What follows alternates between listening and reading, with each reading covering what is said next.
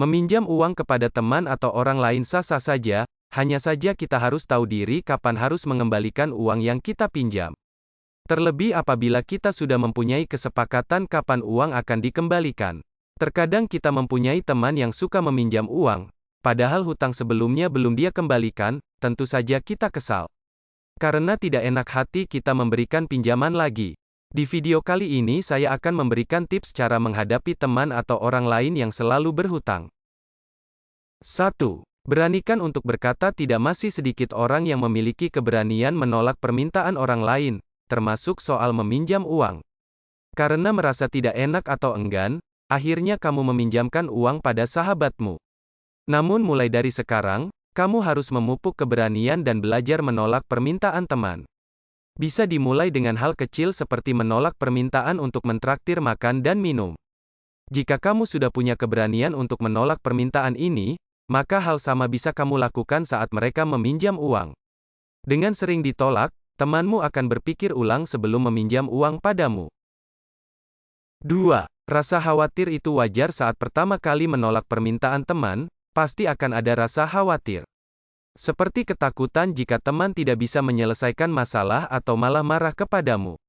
Hal ini merupakan suatu hal yang wajar, sehingga tidak perlu kamu pikirkan lebih jauh. Kamu tidak perlu khawatir berlebihan dan merasa bersalah karena menolak permintaannya.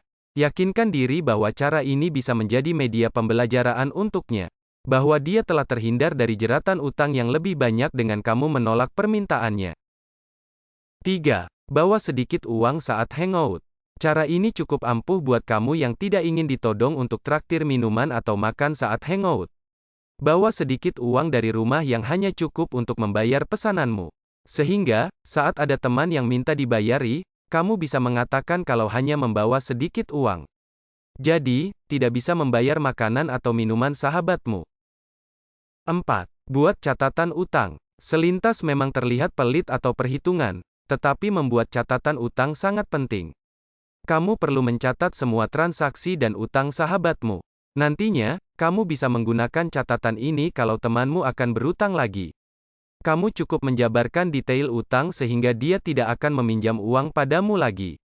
Temanmu pun akan merasa kalau telah membuatmu repot. 5. Kurangi obrolan tentang penghasilan. Teman yang tahu kalau kamu punya penghasilan yang lebih banyak, tidak akan merasa bersalah jika sering berutang.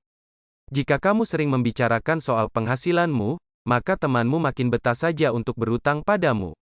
Sebisa mungkin kurangi obrolan tentang penghasilanmu di depan teman-teman. 6. Klasifikasikan teman oportunis atau teman sejati. Setelah melihat kelima kriteria di atas, kamu bisa mengklasifikasikan sendiri mana teman oportunis dan mana teman sejati. Apakah teman tersebut memang tulus atau malah hanya memanfaatkanmu saja? Jika memang tulus, meski kamu punya banyak penghasilan pasti tidak akan berpengaruh pada kebiasaannya dalam meminjam uang. Lain cerita kalau dia adalah teman oportunis. Kamu hanya akan dimanfaatkan sebagai tempat berutang. Tak perlu kecewa ataupun sedih saat mereka menjauh ketika kamu menolak untuk meminjamkan uang padanya. Kamu masih punya banyak teman yang tulus bersahabat denganmu. Kini, kamu tidak lagi bingung kan untuk menghadapi teman yang suka meminjam uang?